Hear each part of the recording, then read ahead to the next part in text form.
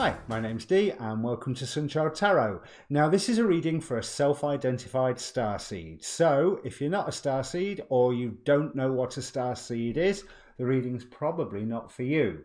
However, I'm not going to be looking at the starseeds by origin, but by zodiac sign, as in looking at the energy matrix that you, as the starseed, chose to incarnate in to perform whatever mission you're here to perform.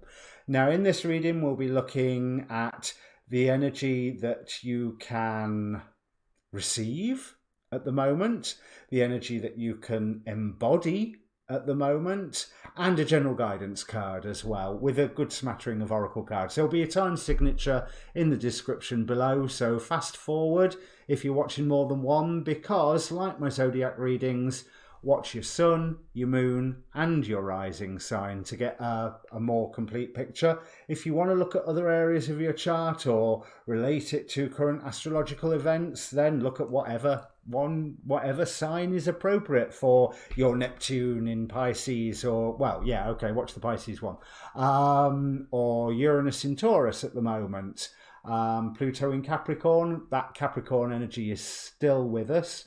As a general reading, I would say general reading rules apply. I don't think they're necessarily going to apply in this sort of reading. It's purely a guidance reading, purely there to provoke thought for you to test and weigh up and to see if your intuition goes, yeah, I'll go with this. This feels all right.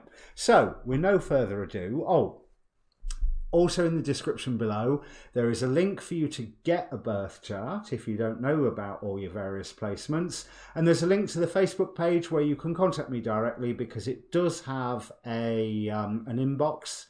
So you can contact me about receiving a personal reading if that's what you want to do. Okay, so let me bring up the cards.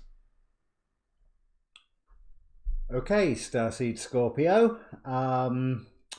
The energies that you are bringing in, or that you are receiving during this period, seem oddly contradictory. We have the Two of Crystals, i.e. the Two of Pentacles, balance, and a wonderful sense of, if you notice, he's got a crystal ball in one hand and a pointed crystal in the other, the yin and yang symbol behind him. There is ships coming in, there is news coming in for you, or goods coming in for you even. Some form of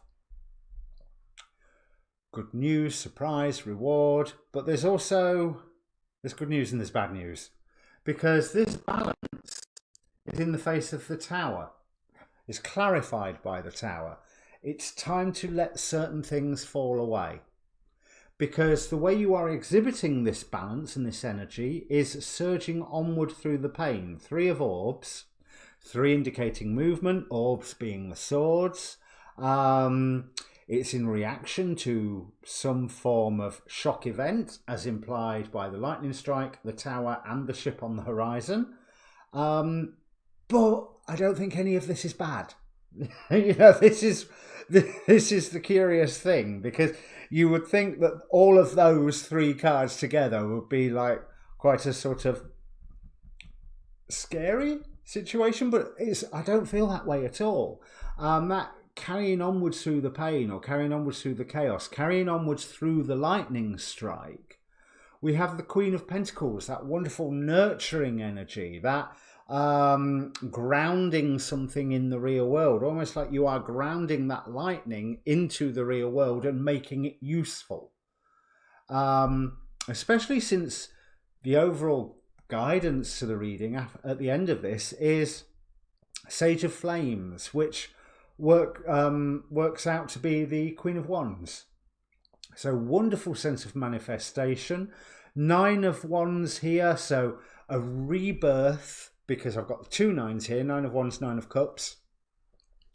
A rebirth through work. It's of going that final distance and just managing to, it's before you pick the burden up, but you're so very nearly there.